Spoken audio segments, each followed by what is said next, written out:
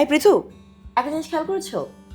তারেক রহমান দেশে আসার ৪৮ দিনের মধ্যে তিনি আসলে একটা ম্যাজিক করে ফেলেছেন। It's like is a magic man. একদম ঠিক বলেছো। এবং বাংলাদেশ একজন এমন প্রধানমন্ত্রী পেতে যাচ্ছেন যার আগে কোনো রকম কোনো নির্বাচনে অংশগ্রহণ করার অভিজ্ঞতা নেই, এবং জীবনের প্রথম নির্বাচনে অংশগ্রহণ করে তিনি দুটো আসনে জিতছেন, একই সাথে প্রধানমন্ত্রীও হতে যাচ্ছেন। প্রধানমন্ত্রী? ব্যাপারটা বোধহয় এত সহজ নয় পৃথু। কেন একথা কেন বলছো? ওনার দল 200টারও বেশি আসন জিতছে। তুমি বোধহয় খেয়াল করনি, গণভোটে হ্যাঁ ভোট জয়যুক্ত হতে চলেছে।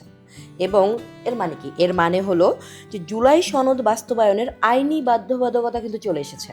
এবং সেখানে বলা হয়েছে দলীয় প্রধান যদি প্রধানমন্ত্রী হতে চায় তাকে দলের দায়িত্ব আসলে ছাড়তে হবে। আমি জানি, কিন্তু বিএনপি কিন্তু এই বিষয়ে নোট অফ ডিসেন্ট দিয়েছিল। কিন্তু জুলাই সনদের গ্যাজেট তো হয়েছে কোনো রকম নোট অফ ডিসেন্ট ছাড়াই।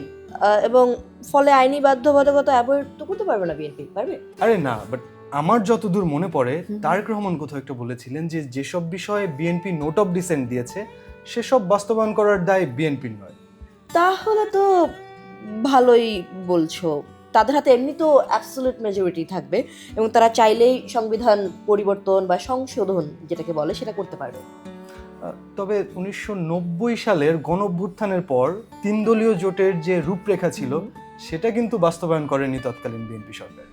তার মানে কি বিএনপি সরকার গঠন করলে জুলাই সনদ বাস্তবায়ন করবে না, তা বলতে চাচ্ছো? না, আমি সেটা বলতে চাচ্ছি না। আমার মনে হয় জুলাই সনদ বাস্তবায়িত হবে, তবে নোট অফ ডিসেন্ট সহ। এবং জামায়াত এবং এনসিপি কিন্তু এই বিষয়ে বিএনপিকে চাপে রাখবে। তাহলে তো ভালোই, দেখা যাক বিএনপি কি করে। ইটস বেটার আমরা ফিউচার প্রধানমন্ত্রী তারেক রহমানকে অগ্রিম অভিনন্দন জানিয়ে রাখি। তবে তারেক রহমানকে অভিনন্দন জানানোর আগে আমি সেসব ভোটারকে অভিনন্দন জানাতে চাই যারা ভোট দিয়েছেন একটা নতুন বাংলাদেশের স্বপ্নে। একই সাথে তারেক রহমান এবং বিএনপিকে অভিনন্দন। একদমই তাই।